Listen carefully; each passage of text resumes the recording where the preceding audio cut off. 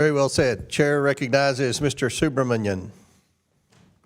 Thank you, Mr. Chair. I'm so glad that committee Republicans finally want to talk about fraud and corruption and misuse of federal funds. This majority, though, has conveniently avoided this topic, but let's talk about the fraud in this administration. Let's start with President Trump accepting a $400 million plane as a gift from Qatar, which the president announced he would transfer afterwards to his presidential library, basically to himself.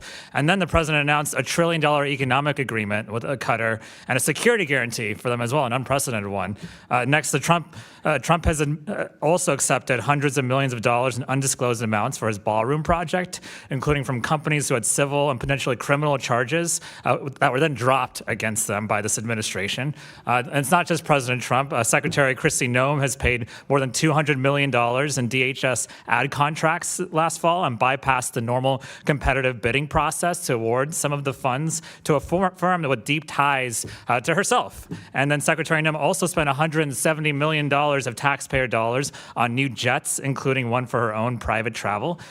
Family members of the president have entered into $2 billion in business deals with the UAE government and their government officials, while the U.S. Conveniently then signed a major CHIPS agreement with the UAE. And then after his election, President Trump put $4 billion in shares of his media company in a trust to be run by his son. And then President Trump maintained ownership of his business empire while letting his family run the day-to-day. And then in September, Forbes estimated that President Trump's meme coin tokens were worth $709 million, and his World Liberty financial tokens were worth more than $338 million, but we don't know exactly how that happened. Then President Trump also stopped the enforcement of foreign and bribery and fraud so that we could have American companies commit fraud abroad as well and not get prosecuted. President Trump also has made hundreds of visits to his own properties using taxpayer dollars, a lot of golfing included, and used his presidency for personal profit to those properties. In 2019, the GAO reported a trip to Mar-a-Lago costs over $3 million. And so if you add that up, that's a lot of taxpayer money being misused and a lot of fraud. The interim U.S. attorney for D.C. ended prosecution of a January 6th defendant after he represented that defendant in private practice.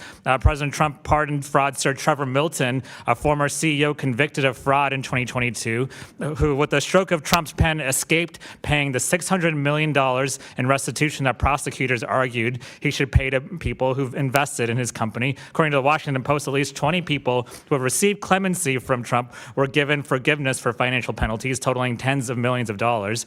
And then President Trump pardoned Binance founder Changpeng Zhao, a money launderer, after getting support for a family crypto venture. And then President Trump also pardoned CEO Andrew Weidenhorn for stealing $47 million of his own money from his own company, but had his case dropped after he donated to the president. And then President Trump also pardoned the founder of the electric vehicle company Nikola, who was convicted of fraud and donated $1.8 million to political committees supporting President Trump. And then prior to his confirmation, Secretary Hegset's wife owned thousands of dollars in defense stocks, including companies that contract with the DoD.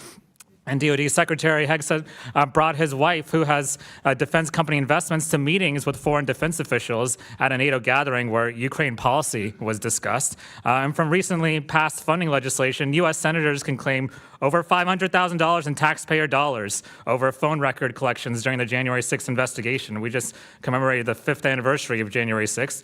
And then border czar Tom Homan dodged FBI background checks and accepted $50,000 from undercover agents acting as business people in exchange for government contracts. The DOJ investigation of that was shut down by this administration. President Trump wrote on his social media platform, Truth Social, "This is a great time to buy DJT," less than 4 hours before lifting the tariffs he imposed days earlier, raising accusations of improprieties. I'd say the accusations are probably well-founded.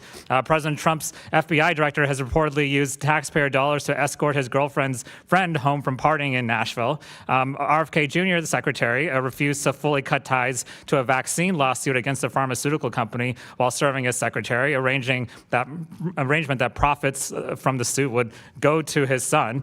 Saudi-funded golf tournaments moved events to Trump golf courses resources, providing a financial windfall for President Trump and his family as his administration sets Middle East policy. FBI Director Kash Patel refused to divest from stock holdings in a company that controls a Chinese fast fashion firm accused of using forced labor and child labor, raising questions about the extent to which he'd enforce human trafficking laws. President Trump's God Bless the American Bibles, which was a $3 production cost and $60 tag per copy, are printed in China. The Bible, however, is exempted from Trump's tariffs on China due to an exemption for religious materials. And I could keep going. Tom Krause, the CEO of Cloud Software, was hired to work on a payment system at the Treasury Department, raising questions about competitive advantages for future contracts. A Cloud Software subsidiary previously donated $1 million to Trump's inaugural fund. And the first directive issued by the U.S. Department of Energy Secretary Chris Wright focused on advancing geothermal energy, which benefits Fervo, and which his former company Liberty Energy had invested $10 million in. Commerce Secretary Lutnick... Gentleman's time's expired, 40 seconds over, and I've been cutting members off. I have more. You have what? I have more, but I'll yield back. Okay. Chair recognizes, and you can submit anything you want to the record. We'll put in there. Chair recognizes